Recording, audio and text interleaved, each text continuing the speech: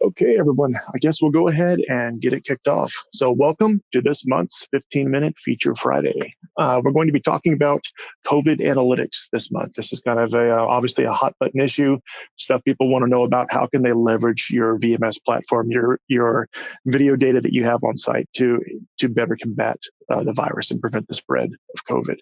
So, on the agenda for today, we're going to talk about what you can detect, what are different ways to go about the detection, what hardware might be required to do these, and some other gotchas and things to consider with regard to implementing some of these analytic technologies.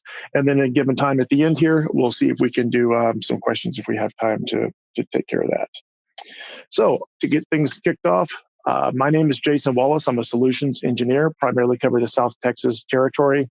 We're tasked a lot with architecting systems, helping to design servers, playing matchmaker with our ecosystem partners. So we're a kind of a technical resource for our respective territories where we are happy to help out with that stuff. So feel free to reach out to your sales engineers if you have technical questions on some of this stuff, or if you need further assistance after the presentation here today. So kind of set the stage. This is not going to be a comprehensive list. There's no way I could possibly have come up with every single analytic out there that can support this type of technology.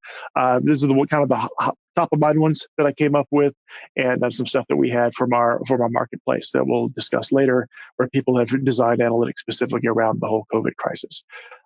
Depending on the analytic, you may require some specialized angle or specialized hardware. We'll touch on that just a little bit. We're not going to be getting really deep into the weeds on pricing or really specific solutions. This is going to be a little bit higher level, and we'll get you pointed in the right direction to find additional resources to drill down and figure out exactly what you need and what provider might be the best fit.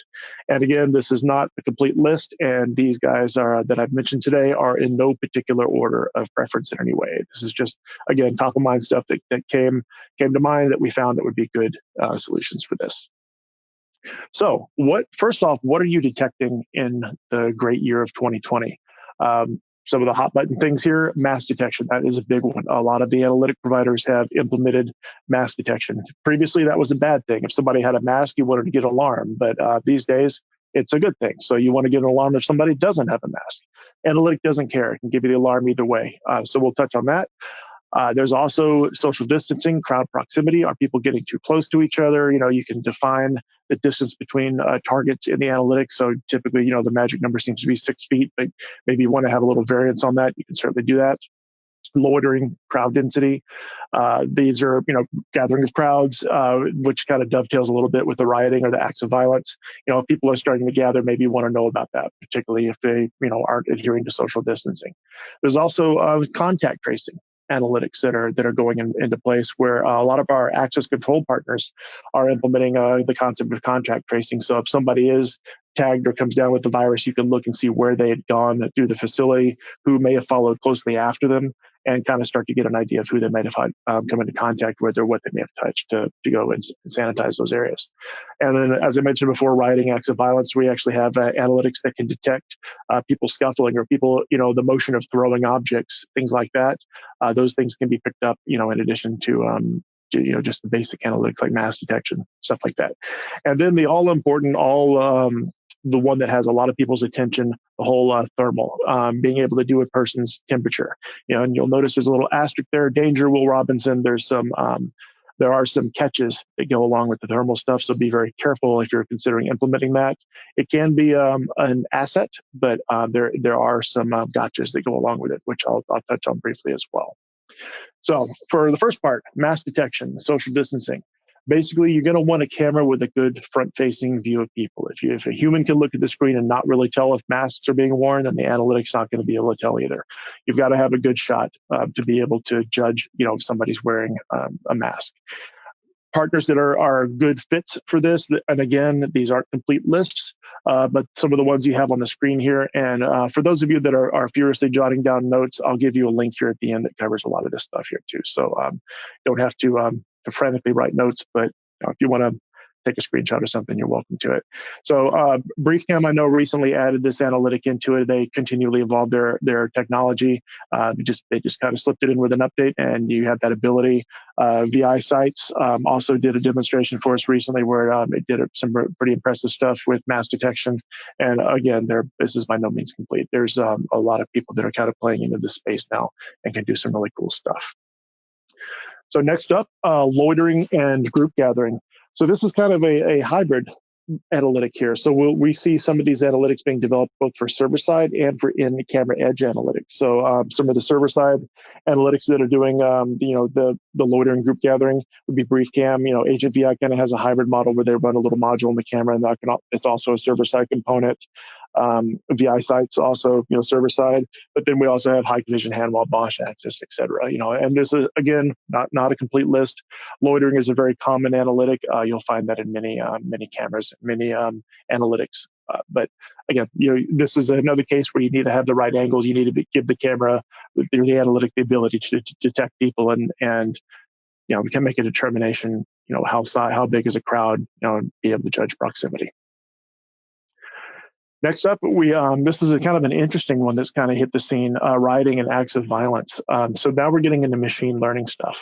And this is a really, really cool tech that's coming on the scene where you've actually got, these machine learning. It's truly, a lot of these you're not even specifying, demonstrating to the analytic what you want. It's looking for anomalies in some cases. So, if a camera scene typically has this type of view, and then something is really abnormal, that can trigger the analytic. But specifically around rioting and acts of violence, if you've got people that are scuffling or throwing objects or carrying weapons in their hands, the analytics can pick up on that and trigger.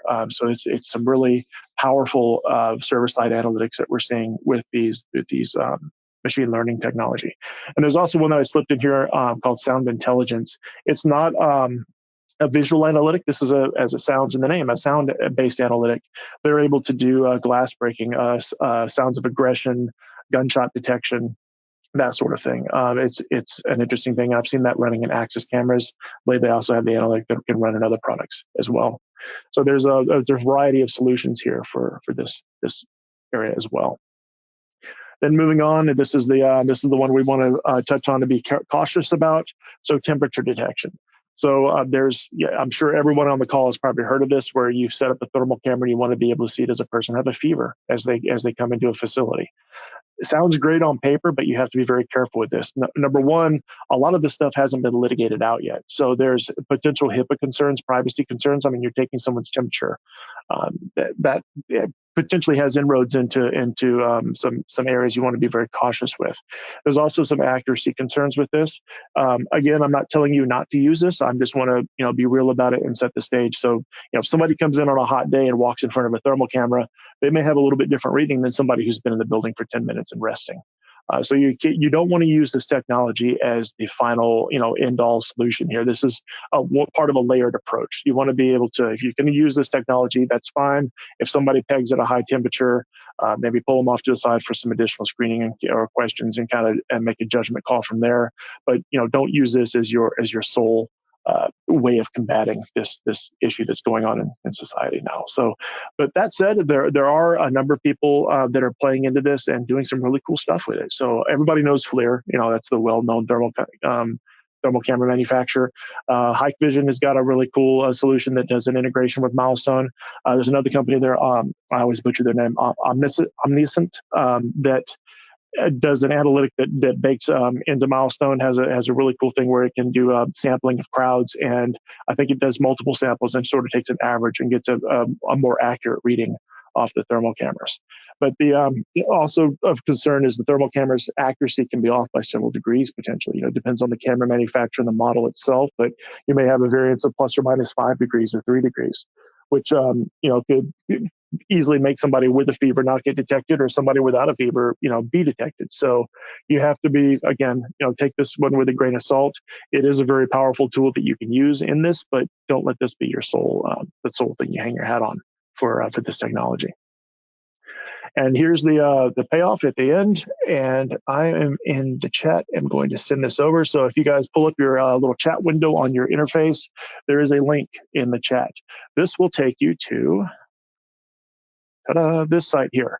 All right, so this is a site that or a page that we've set up on our website specifically around COVID-19.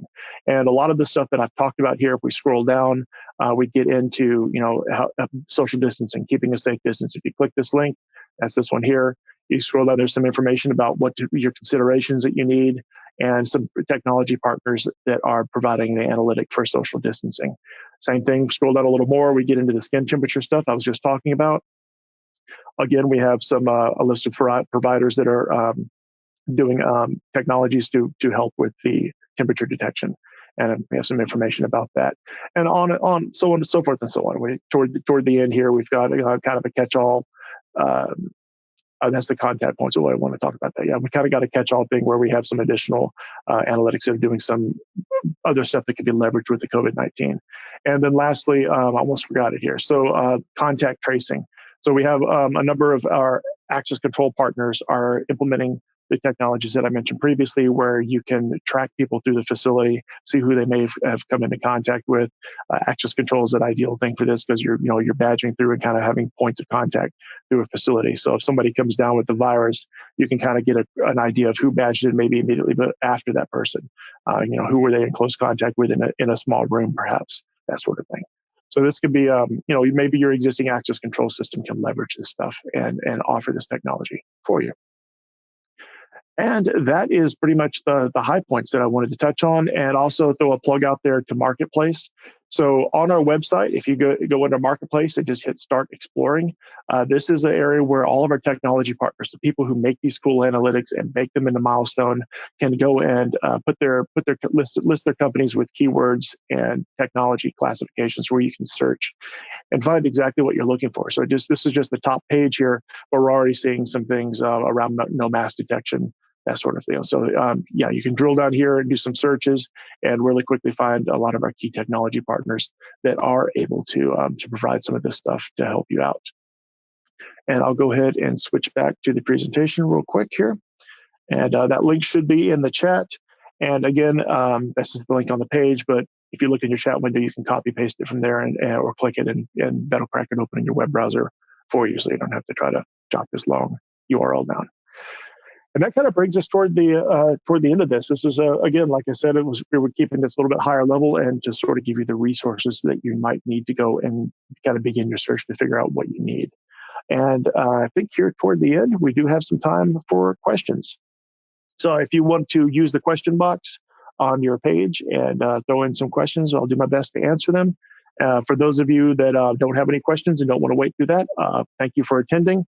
And if you have any concerns, or you want to be able to figure out who your local pre-sales engineer is, or if you need to find out who your sales engineer is, shoot us an email, presalesUS@milestone.us, and we'll be happy to try to play, like I said, matchmaker with the eco partners, or get you pointed in the right direction if there's something we can help you out with. So back over to the question thing here. Now, if you guys can give me a minute here while I fumble with this interface. Use smart bands, contact tracing. It's an interesting question. So there's a question here I'd say that's asking, are there any available solutions that could utilize smart bands for contact tracing, social distancing, integrated with Milestone to support the solution with video? Short answer is, I don't know. I would think there is. There are RFID tags that can do some tracking. I've seen some Bluetooth beacon technology that can do some tracking inside facilities. But off the top of my head, I'm not sure if there's anything that we have directly integrated with that. I would have to find out. So if you want to shoot us an email at the presalesUS@milestone.us with your email address, ask that question, and we'll be happy to do a little digging and see if we can find that out for you. I'm not sure if we have any other questions coming through. Anyone else have anything for me? No? All right. Well, that seems to be it. So I do appreciate everyone coming today. Thank you very much. I hope this was helpful. And again, if you have questions, feel free to shoot them over to us, and we'll be happy to try to help you out. In the meantime, everybody stay safe and have a great day.